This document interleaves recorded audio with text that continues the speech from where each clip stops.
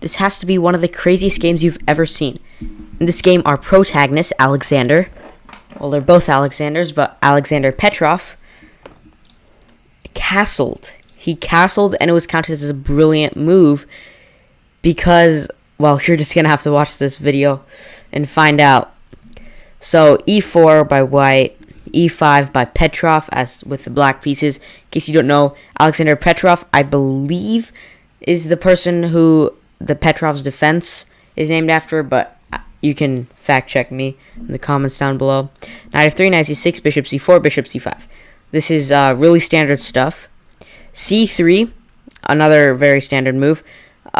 Joko piano game, I believe it's called. No need to talk about the opening because that's not the interesting part. But c3, preparing this d4 move. So knight f6, d4.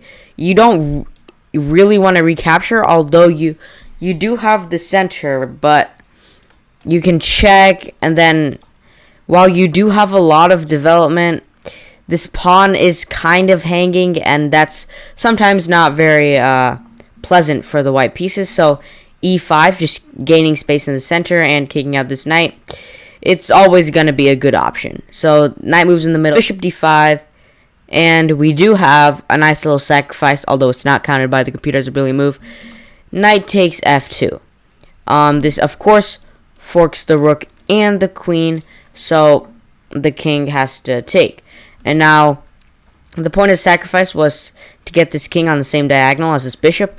So the pawn takes, discover check, and after the king moves, I guess his idea was to take on b2, and now he has gotten 3 pawns for the knight, and this king is on g3, so black must have thought it was better. But the problem is, white's pieces are kind of strong, you know. This king, it is a bit weak, but white's pieces are like staring down at this black king, and white's knight is always ready to join the game. White's queen, there's just much more space on the white territory. These black pieces are like really clamped together, if you notice. Knight e7, but then we have the blunder knight g5. Knight g5 is taking advantage of this queen's block diagonal.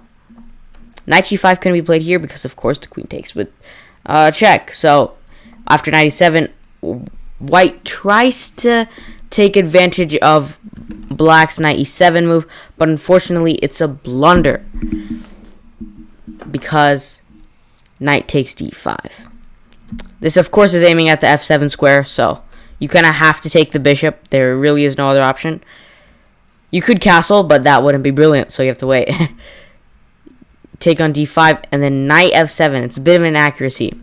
The reason white doesn't take is because now black will take this knight with check and then get this bishop to safety, and maybe that's not what white wants. So he instead takes on f7, forking the queen and the rook, being like, okay, if your king takes, then that's bad for you because now I'm just going to take this knight and I'm attacking your king and the bishop, and now I will be up a pawn in material. I'll be up 1 point in material. But Alexander Petrov says, no, I don't want any of that. Said he plays the brilliant, you already know what the move is, castles. What a brilliant move. Sacrificing the queen while castling. I mean, that just has to hurt for white. That's just such a, astounding move. Nobody would have thought of that. Like, castles. Somebody gave you this position, you would never even think to castle.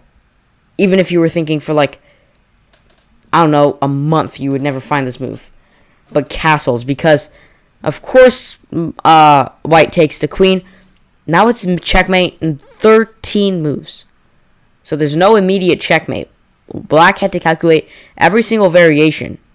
But the reason is because now this rook is open, and they team up on this f2 square, and they take advantage of this white king. So bishop f2 check, making sure this white king cannot retreat back. And then king h3. Now d6 check, e6 blocking, knight f4 check. Geometry of these pieces.